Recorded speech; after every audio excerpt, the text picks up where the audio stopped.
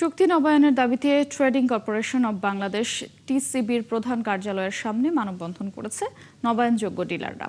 রোববার এক মানববন্ধনে তারা বলেন, জেলা প্রশাসন অফিসার তদন্ত রিপোর্ট অনুযায়ী তাদের নবায়ন সম্পন্ন করতে হবে। এ সময় তারা জানান, বিনা দোষে কারো ডিলারশিপ বাতিল করা যাবে না। তারা বলেন, বিগত 25 বছর এবং করোনাকালীন সময়েও কোনো অভিযোগ ছাড়াই সারা দেশের সাধারণ মানুষের কাছে খাদ্য পৌঁছে দেওয়ার মতো কঠিন কাজ করেছেন টিসিবি ডিলাররা। হঠাৎ কিছু শর্ত জুড়ে দিয়ে পুরনোদের বাতিল করে নতুন ডিলার নিয়োগের নামে বাণিজ্য শুরু করেছে টিসিবি। মানববন্ধন থেকে বলা হয়, এরই মধ্যে তদন্তের নামে সরকারি সংস্থাগুলো পুরনো ডিলারদের কাছ থেকে কয়েক হাজার টাকা হাতিয়ে নিয়েছে। মাননীয় প্রধানমন্ত্রীর কাছে দাবি, কোথায় যাব বলেন? আমরা আমাদের দাবি একটাই, আমাদের লাইসেন্স যেন বাতিল না করা হয়।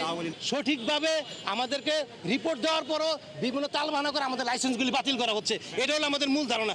আমরা যারা পুরানো ডিলার আছি তাদেরকে ডিলারশিপ নীতিমালা অনুযায়ী আমাদেরকে ডিলারশিপ নবায়ন করা হোক।